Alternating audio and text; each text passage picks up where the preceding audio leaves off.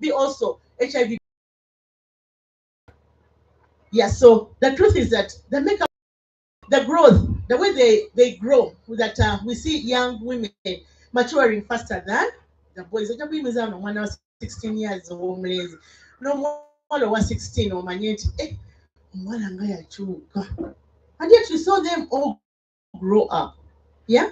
So that in itself, biologically, it affects the way young women are viewed and looked at, that they are matured faster, they are ready for sex, and the boys also see them, and the men, some men, they are not these ones here, see them as if they are ready for sex. So that in itself is an issue. Abamu twogeddeko ku culture and religion. How does that affect us? That you brought out clearly that our cultures in our continents, in sub-Saharan Africa, nti tuli mu patriarchal society, omusajja adenominaringa, omusajja yasalawo mu bisinga okusingira ddala ne mu by'omu kisenge, si kyekyo nti gwe ne wanaava eno ng'oli empowered nkuteeka kondomu kange era leero ngenda mugamba tukakole ki tukambale, oltuuka eri ng'atandika kukuba njiri, kati wandabye n'omukazi ani yakulimba, kati olabika onkyaye, sijja kuddamu kwebaka naawe kwegatta naawe ng'okola ki ng'ogonda. That does not only affect the young women but also those other women who are even older. Those decisions that are taken further in the bedroom where we are not, how many of us can make those important decisions and say that today I'll stay on a condom and I'll stay on a condom just because that I know my husband, even when you know that your boyfriend, your husband, has other sexual partners, because of that patriarchal society, men are making decisions. Yeah, even when they know that they have their issues that they need to sort out. And you realize that by culture, as again, I'm sorry, I think I'm explaining too much, but the fact that men are head of the family, they're the ones who are providing. Most of us are in these relationships because tuli mu nyumba ya musajja, omusajja yaweera abaana ate bwe naavaawo naakola nti antudde ku masiga agokya lwai kubanga ndi wano, bwe naavaawo where will I start? Yeah, economically and culturally they all come into play. Bwe naddayo banambuuza kinaabaddamu ntya, nosigala mu relationship eyo just because you know those decisions about the bed and who, when and how and where to have sex are taken by the man. So culture plays a very big role in these decisions, even when you know. And also religion. You realize that some of our religions, some really refuse to use a condom. Don't you know those religions? Trinity religions is our beliefs which are very important to us and very key. Nezigana as the protection. Ntiteri kwesa condom religion yaffe yabigaana. Era ne bagamba nti kyawandiikibwa nti tulina okuzaala tukole ki? Twale. Ezo ne tuzivaako ne religions ezifumbiza abaana nga bakyali. Nti omwana kasita eriyo religion bangamba nti banguya. Bye banguya ekimu kyo kwe kufumbiza omwana omuki omuwala. Kasita afuuka nti atandise okuzza omukono emabega is not going through in her menstruation. The next step in her life is, why do you delay that girl? Because she's ready for marriage. And the age of sexual debut, I think bachogeddeko sijja kukiddamu, but the social economic factors, and someone mentioned poverty. Ane obwavu tebukuba buli wamu naye bukubye nnyo abakyala. Yeah? Nti era twesanga nga, like I said, that the low economic status has been associated with the sexual experience. And it is not only for women, but also our young girls that, especially those who get out of school at an early age, realize that they are not able to go further in school. The next, atudde waka. What next? See, marriage. I get the marriage in 18 osanga 19 yandibadde doctor nga ayingira university naye next on her agenda talina kasikiro baba bamugambye genda mu saloni eg'enviiri neera nabwo bimu exposing her into other issues. So this economic marginalization among adolescent girls and young women and in our region, and we realize that they get involved in transactional sex. Sex ono wampa nkuwe nze sirina kye ngenda kuwa bompa bwongulira ekikomando nze nkuwaaki. Yeah? So ebyampa nkuwe sigamba nti gwe boyfriend wange onajja kungulira kaleegini onangulira essimu ya iPhone oli ankolera ki naye nga mwenna mbagattikawo ngenda okwesanga mu benkozesezza mulimu ki abo abalina akawuka. COVID-19 yatuprovinga eri awakana socio-economic situation. Bannange COVID-19 yatuprovinga nti baatulekera abaana baffe okumala just 2 years naye bameka abaddayo ku masomero. Abasinga basigala waka, abamu bagenda ku getting married, abamu bazaala, amasomero gagenda okugulawo nga abamu bali maki bali mbuto. Kati obeera olubuto kweri wakozesa amakondomu? Nedda. So these all issues are affecting us as women, and they are leading to the fact that we are going through all these other issues. Into abakyala ko tusinga okukosebwa akawuka transactional sex namwogeddeko nti guno omukwano gwa mpankuwe. Yeah? Nti many young women are in relationships just because they sirina kirala kye ngenda kuwa nze kyennyina kyekyo. Yeah? So it really comes from the issue of poverty, but they have multiple sexual partners. And the use of a condom here, negotiate for safer sex, is so limited during the transactional sex that anti nina kyenkwagalako bw'onaaba nga nina kyenkwagalako kiba kitegeeza nti gwe onaasalawo whether to use protection or not. And that yeah, so we've also talked about the structural barriers. Female sex workers, mami bamwogeddeko wano ne ba female sex workers nti abakyala abalenga akaboozi, abakyala abali abakyala bannaffe abali mu mulimu guno bannayeko, ya nti mu butuufu bwesanga nga the riskier the sex, the more money you get. Omusajja bw'ajja n'omugamba teekako kondoma 15 zisazeeko ngenda kuwa 2.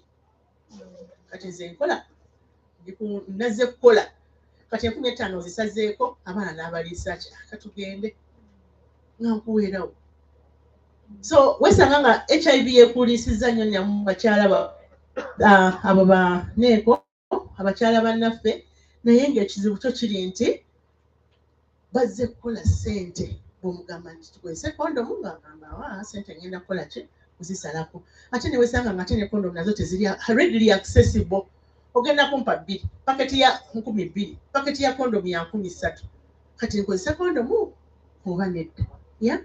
So violence against women is another issue that most of us in our relationships, we experience violence against women. I know we are also men who experience violence.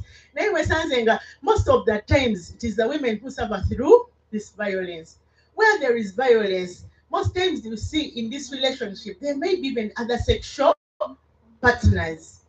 That whenever there is violence, and violence meaning not only beating, physical beating, teri agenda kwambala kondomu nga raping omwana.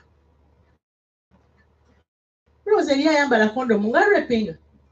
Tekisoboka, tajja mukozesa ki kondom. So this violence really comes with a lot of force, tears for women and girls. And there's also rape in marriage. Mwawulirako omusango ku poliisi nti omwami yarapinze omukyala naye nga zibeerayo, I mean in marriage. Yeah? So I want us to go to, I'm not going to go through stigma and discrimination, but just to mention that for abakyala ko tuyita mu kigambo kya stigma and discrimination nnyo okusinga kubanga we are blamed most of the time. Wobole nti waliwo oluvuvu bagamba omukyala oyo yaleeta akawuka, next time tajja kugenda nakutestinga kubanga atidde. Bw'aba n'amanya nti mu butuufu ndi HIV positive lwakuba nze nagenda mu ddwaliro first, ekinaddako kumbulaminga, ekiddako kubivaako. Yeah? Notagenda for testing, notafuna na ddagala linakuyamba eri erese issue ya information. But we realize that even stigma and discrimination attacks us even much more. So I want to talk about the solutions. Solutions ngazirese ezisinga nti Bubutufu, addressing the HIV spread among women and girls is not a public health issue alone, but it is a societal issue. It's a public health, I mean, it has to stay in health facilities. It will not provide information, yes. However, it is our societies that need to change in terms of our behavior, in terms of increasing access to that needed information. Mwalimu Wehonga yayogeddeko ku policy eriko ku sexual reproductive health. Nti your policy, even its implementation, when they were going to launch that policy, Minister Yagana for health, but it was giving at least the leeway to young people to access the much needed information. Policy never kolachi, never tajisa. Every time we talk about sexuality in schools, but was together kubulira abana how to have sex. But these children, it doesn't mean that they are not having sex. We had a program for university students and students who are young women. One of the universities yali etuganye to get into the university bagamba wemunayingira wano infact mulese ebukatagana ku HIV prevention mugenda okufula abaana baffe promiscuous. We were in a room like this and we told the leaders that you sit at the back and don't say anything, but they were surprised, having refused us for 6 months to go inside the university, that their girls were sexually active. HIV prevention was key to them, but to get out a girl to say that for you are virgin was difficult in a room of 50 girls. So HIV prevention is very key, and that the guidelines that help young women and men to access the much needed information need to be passed by our governments. And I wanted to end, of course, issues of economic empowerment. We roll nakasente over ne bargaining power. Bokano okugulira ekikomando nze ngenda kwegulira chips and chicken.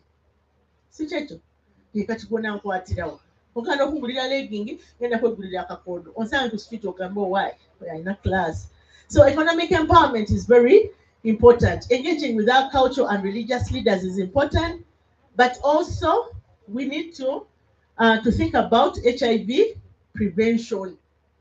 Zino methods ezise mu Uganda ezili proven, and doctor is going to talk about them, I'm sure. Ebyo discrete methods nzo omukyala zensobola okukozesa n'omwami n'atamanya nti mu butuufu nkolina ki neefuddeko oyinza okuba nga simanyi bw'oyimiridde naye nga ate gwe mwami gwe boyfriend wange. I know you have so many sexual partners. I may not be able to decide to use a condom. The available methods, really, the use of a condom are difficult for women to negotiate for safer sex. But if there are those methods that can help us as women and young women, that I can put in my ring, and that ring protects me from getting HIV, that can blend that injection that I can take for the next 3 months, and it is protecting me. I'm not going to tell you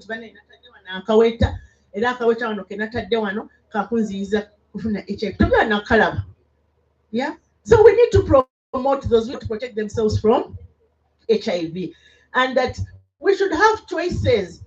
What else? What other choice do I have? That we have PrEP. Also, on a daily basis. Yes, what other option do I have? So we are promoting choice. Also, mubachala female condom ya Ghana. Eri kamba samba. Era abasajja akitegeera. Era simanyi biki. Okay, I'm told to stop here. Ghana, what other choices do I have? So women should be able to chant. We should continue this information given to our young women to get empowered. So in conclusion, given the effort to mitigate this risk is urgently needed, structure, social, it is not only the work of the health worker. Naye gwe okuziiza akawuka okubanga tekakwata mwana muwala ono oba ggwe okusiiga